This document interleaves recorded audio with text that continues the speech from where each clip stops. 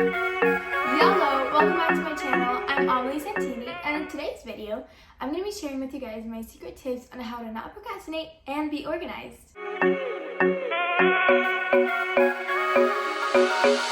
My first tip is to write every single homework that you have down. And I say this during your lesson and the teacher says that you have homework, you should really write it down. Because I find it that the most times that I procrastinate is when I totally forget that I have homework. And I find out at 3 a.m. in the morning and I'm like, oh, I'll just do it tomorrow morning. And no, I won't do it tomorrow morning because I'll wake up tomorrow morning and find out that it was due yesterday. So writing it down is really easy because we can visually see it.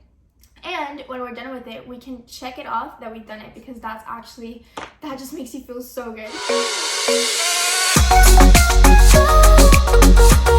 Setting a schedule. Write down when you're going to do it, for how long you're going to do it, and set reachable goals. When I say set a schedule, I say set a schedule of a reasonable amount of time to do your homework. You could say, oh, I'll do 3 assignments in 1 hour. Setting more time to do an assignment is better than setting too little time, because if you do set too little time, then you feel rushed and you feel stressed that you need to do all these things and you don't have enough time, and you'll just go, oh, I'll just do it tomorrow morning. And we all know what happens when you say that. And when I say set a schedule, I also mean setting yourself breaks. You'll be like, after the 1 hour, I'll have 30 minutes of watching Vampire Diaries. And after the 30 minutes is done, you have to continue doing your homework. You can't just be like, oh, but this episode is so good. What if I just like watch half of the other one? You're not gonna just watch half of the other one. You're gonna watch 3 more episodes after that because Vampire Diaries can be really, really addictive.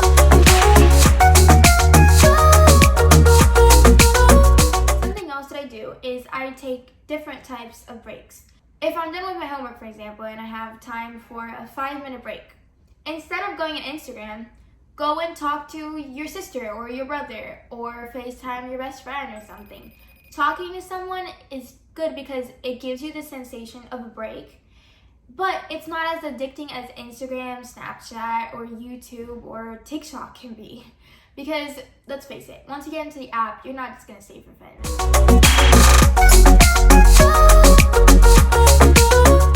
If you ever find yourself that you're trying to do your homework, and suddenly every 5 minutes you just keep kind of just glancing towards your phone and you kind of just want to go to your phone, stop and think.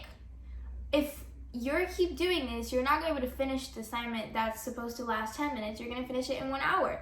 Because looking at your phone or whatever, just keeping glancing at it, that temptation of your phone takes like more time than you're supposed to. So just stop and just move. Go outside, just go to a different room in your house or whatever. Just go somewhere different.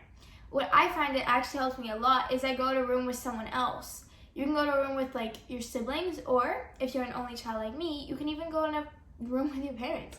Honestly, I find sometimes when I'm working, like if I'm doing my homework and I feel tempted to go on my phone, going to my parents, like going to do homework next to my parents really helps, because you're not going to pull out your phone in front of your parents because it's just subconscious that they're going to say, put your phone away.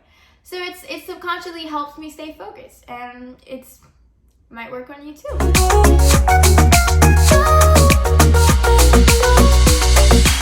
If you do, however, want to text or stay on your phone or go to Instagram, just make sure that you're not having a texting conversation while you're doing your homework. Because you text and then you go to do your homework, and then 1 minute later it's like ding, and you go to text and you answer and you do your homework. But that actually breaks your concentration on the assignment. It cuts your focus. So that actually makes you stay on the assignment longer than you were supposed to. So instead of texting someone, it might be easy to be like, you know what, wait, I need help on this, or I really need to tell my best friend that something happened. Let me take 5 minutes. I'll FaceTime her. Those 5 minutes, I'm going to text her. And then after those 5 minutes, I'll be done. Because texting during your homework, that doesn't really help. It's just going to make you take it longer.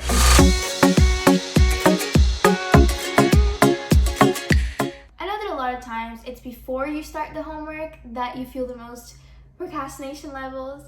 It's like you're just sitting in bed on TikTok or on Instagram or whatever, and you just imagine the homework as so much, and you just don't want to do it. And you're just like, let me just spend like 5 more minutes here and then I'll do it. So to stop that, we can actually, if you write down exactly what you need to do and you set up goals for it, like for example, you need to write an essay or you need to write an assignment. You set up exactly like, oh, I'll write the first paragraph in 10 minutes and then I'll take a 2-minute break. And because writing down, sectioning things down, it cuts down the huge homework that you had into, oh, it's just 4 paragraphs, you know? It actually tricks your brain into thinking, oh, it's not that much. These tips have definitely helped me a lot, and I hope they help you too. Oh, by the way, guys, my school this year started online for the beginning of it, but actually now this week, I'm actually going back to present school. So if you guys have any questions about anything, if you guys want tips about anything else, please make sure to comment down below, and I would love to film a video answering your questions or just talking about something, even a vlog maybe. Your comments make me really happy, and I would love to film something